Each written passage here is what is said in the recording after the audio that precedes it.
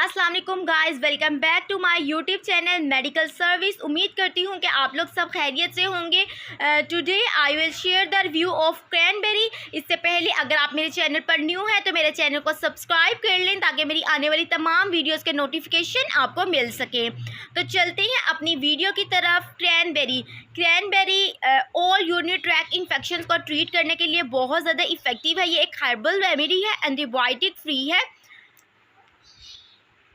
कौन कौन से यूरिनरी ट्रैक्ट के इन्फेक्शन हो सकते हैं ड्यूरिंग यूरिनेशन? अगर आपको बहुत ज़्यादा इरिटेशन हो रही है, बर्निंग सेंसेशंस फील हो रही है, इसके अलावा आफ्टर यूरिनेशन फाउल स्मेलिंग आ रही है, ये भी किसी इन्फेक्शन को इंडिकेट कर रहा होता है। सो हम इन सब कंडीशंस में क्रैनबेरी को यूज़ कर सकते हैं।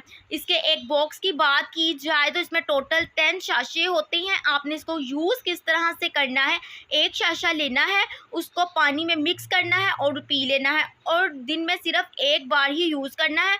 अदरवाइज़ आपने अपने डॉक्टर से कंसल्ट कर लेना। अगर आपको दिन में 2 बार पीने की ज़रूरत है तो आपने 2 बार यूज़ करना है, बट ज़्यादा यूज़ नहीं करना, बिकॉज एडवर्स इफ़ेक्ट भी इसके कुछ है।